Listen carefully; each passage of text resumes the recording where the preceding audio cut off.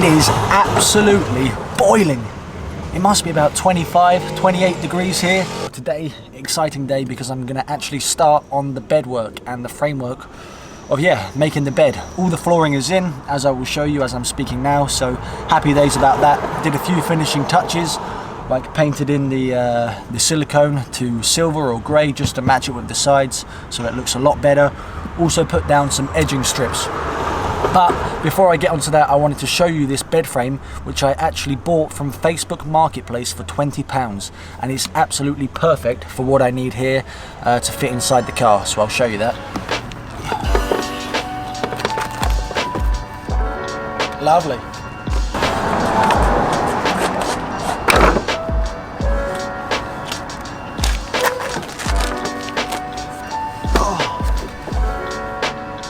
Enough space for 2 people. Okay, so to raise the bed off the ground, which is what I want to do so I can have storage underneath, I actually had these IKEA shelving units, industrial shelving units, which you can just buy straight like this, which is going to save me pretty much making my own masterpiece. Ow, that's so hot. So I can put these either side and then simply put the bed straight on top of this, and then there we go. I've got room to access things underneath. The bed has to be able to move though freely, because obviously it needs to slide forward and back to turn from a sofa into a bed. So this needs to be fixed somehow, but I'm sure if I put some sort of fixings on the sides and through the middle, then it should fix it and be nice and sturdy. I am so happy that I found that bed on Facebook. It's the first time I've ever in my life used Facebook Marketplace, and it's coming great. There were so many different options, and I found a couple that I thought might work, but then just eventually went for this one. 20 quid, went and picked it up from the lady's house. Absolutely perfect, just needs a little bit of trimming down and this should work nicely. So guys, just thought I would jump in and do a voiceover as you know I'm building the bed frame. To be honest, this was a completely lazy and novice way to build a bed frame. Because I didn't have any previous, woodworking or carpentry skills, I just wanted the easiest way possible to make a very simple frame and base for the bed to sit on. So what I actually used was some IKEA shelving units, and yeah, I literally cut those up into 4 pieces, 2 for the sides, 1 for the front, 1 for the back, and cut it to size and then screwed them in together. And as you can see there, I now have the base of the bed which the bed can then sit on. So it wasn't very complicated or difficult to do. I just went for the easy route because I was thinking that I just wanted the bed to be done as simply and as fast as possible. But of course you can actually make some specific customized bed frames, which I actually did in the next video. You'll see I actually decided to scrap this bed frame which I've just built, because I wasn't a fan of it. After a kind of a day's sleeping on it, I realised no, I want to do a proper job, but I'll show you that in the next video anyway. The next job was actually working on the bed itself, and I don't know if you're aware, I'm joking, of course you are, I've said it 100 times in this video. I actually bought this bed from Facebook Marketplace. It was advertised as a futon bed, which was ideal for me because I wanted something that could slide up and down from a sofa to a bed. And yeah, picked it up for £20, absolute bargain, was so happy with it. Messaged the lady on Facebook, can I take the bed? She said, yep, come and pick it up, and bish bash bosh, that was it. We had to adjust a few of the screw holes and cut down a few of the planks of wood just to make it fit in the car. But once we did all of that, and I have my very basic IKEA bed frame, it was very easy and yeah, nice and simple just to put straight in, and I think it worked quite well. Oh yes!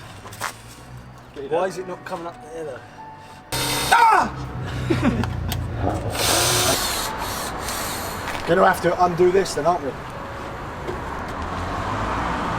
I've got a stick one, but the Walt is the best.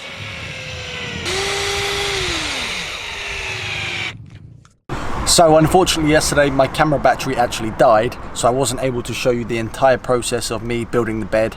But today I'm excited to show you the final product of the bed. The bed is in. Look at this.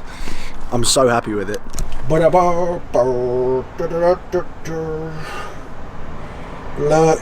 at that. Absolutely perfect.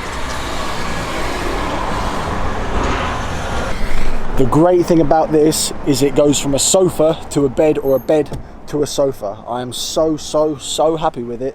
We did actually have to move the original screw holes and the planks around just to make it fit. We trimmed this so it obviously fits down the side because it gets narrower towards the end of the car, but this fits absolutely perfectly. Let me show you guys how it works, because the whole thing is fairly movable. This actual bedding frame I didn't attach because obviously if I screw it in then I can't move it. So to make it into a sofa, you simply lift up one of these slats towards the start and push it back. And now I have a sofa. I'll be honest, it is a bit too high, but you know, if you just slouch your back then you've got plenty of room, and I don't really know how much time I'm obviously going to be spending actually using it as a sofa, but at least I've got the option. And then to turn it from a sofa into a bed, Jesus, almost knocked my camera over. Couldn't be any simpler. You simply just pull this and now we have a bed. And then if I want to get hold of the storage, I can literally just lift this up and now I have access to the storage area. That goes down,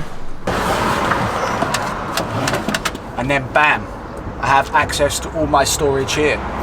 So I know I've just said 5 times I'm so happy with it, because really I am absolutely buzzing and I can't wait for some adventures in this.